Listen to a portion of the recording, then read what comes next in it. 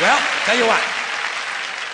Now, to balance the scale, I'd like to talk about some things that bring us together. Things that point out our similarities instead of our differences. Because that's all you ever hear about in this country is our differences. That's all the media and the politicians are ever talking about, the things that separate us, things that make us different from one another.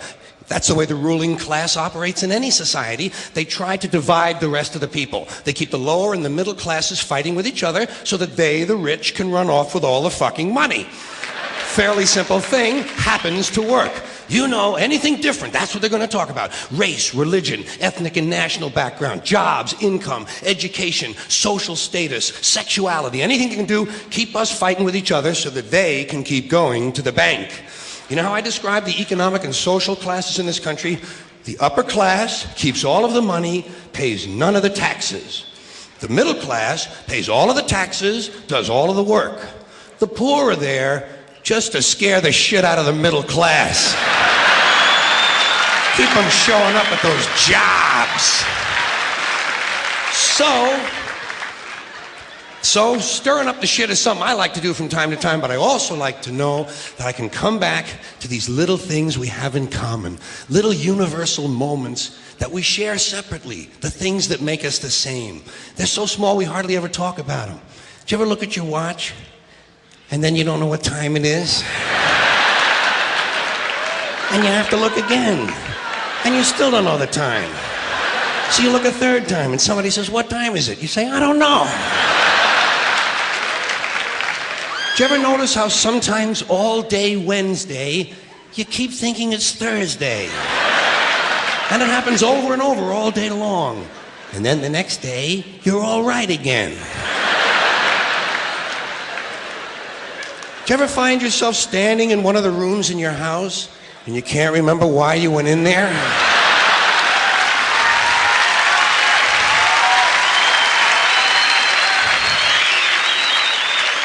And two words float across your mind: Alzheimer's disease. You ever been talking to yourself and somebody comes in the room and you have to make believe you were singing? And you hope to God the other person really believes there's a song called "What Does She Think I Am?" Some kind of putz? Little experiences we've all had. You ever been sitting in a railroad train in a station and there's another train sitting right next to you and one of them starts to move and you can't tell which one it is?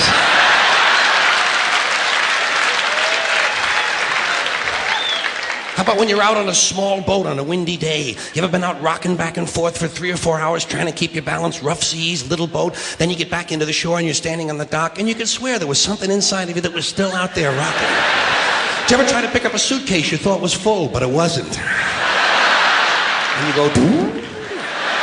And for just a split second you feel really strong. How about when you're looking through a chain link fence? Did you ever notice if you're just the right distance from a chain link fence, sometimes it seems to go, what is that? How do they do that? Did you ever try to tell somebody they have a little bit of dirt on their face? You can never get them to rub the right spot, can you? Say, "You got a little bit of dirt right here." They always go, "Where? Here?"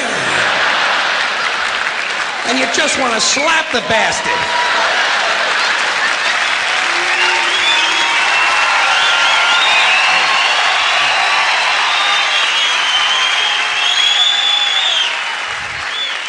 Do you ever notice how awful your face looks in a mirror in a restroom that has fluorescent lights?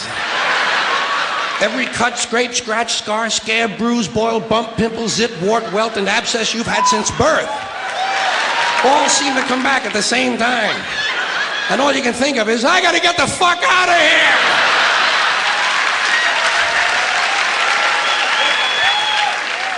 Do you ever notice sometimes when you're walking with your arm around your date, one of you has to change the way you're walking? Men and women don't walk the same. One of them has to change. Either the man has to walk like this,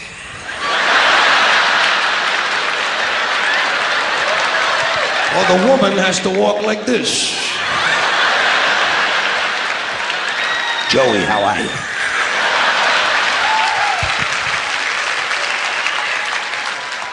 How about when you're going up a flight of stairs and you think there's one more step? And you go... And then you have to kind of keep doing that, you know? So people will think it's something you do all the time. I do this all the time. It's the third stage of syphilis.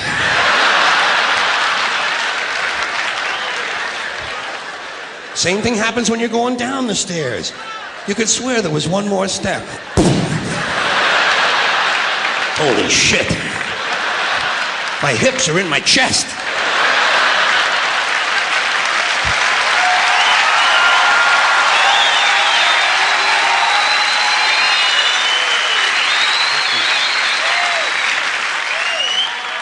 When you drink grapefruit juice in the morning, do you go like this?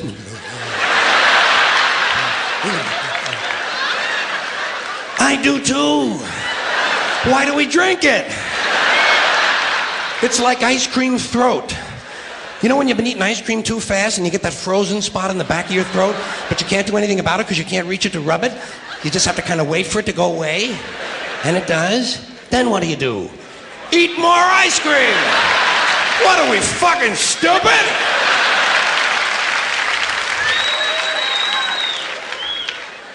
Did you ever fall asleep on a late afternoon and wake up after dark and you don't know what goddamn day it is?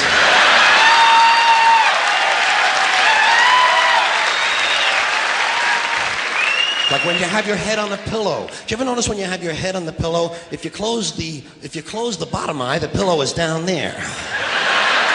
Then if you switch eyes, the pillow moves up there. Whoa, holy shit, Dave, look at this.